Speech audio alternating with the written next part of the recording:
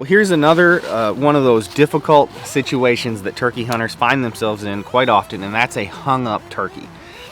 Notice I didn't say henned up. They're two different things. A hung up gobbler, to me, my definition is a turkey that wants to come. He's committed quite a ways. He's responding to calls aggressively. He's moving to you. He stops and can't get there.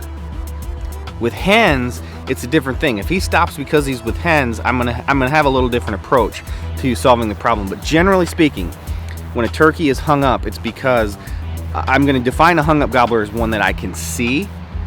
I can physically see him, or I can see him in my mind because I know the land really well. And if I know the land really well, I know, okay, that turkey is now in the front food plot. He's just crossed the first ridge. He's gonna get to that creek. Is he gonna cross the creek or a fence or some other barrier that he can't cross? He's hung up.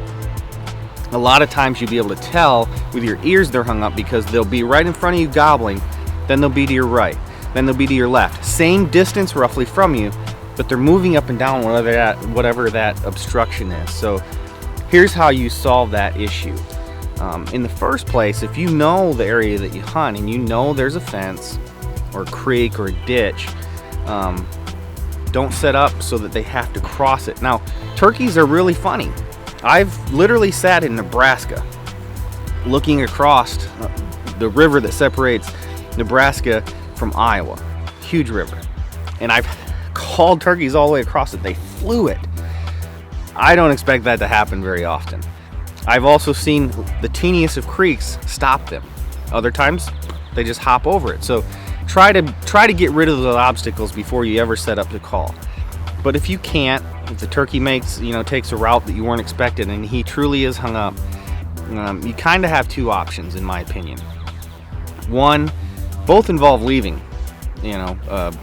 One is to back out. If you can't see the turkey and it can't see you, make a loop and get across the obstruction and start calling that turkey again. The other one is to back out, leave that turkey, go get breakfast, do something, take a break, reposition, significantly. Sometimes you can get on them again fairly quickly and you wouldn't want to leave. Sometimes it takes quite a bit of effort and work to get around whatever that obstruction is, and if it's going to be an hour, it's not going to hurt you to take two, in my opinion, to get something else done, come back in and reset.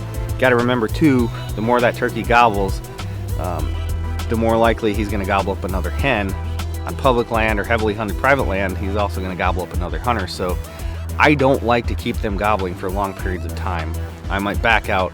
If I can't get right back on him, I'm going to leave him be for a while. Know the area he was in. When I come back, I'm going to get across that obstruction, make a few calls, and hopefully finish it up.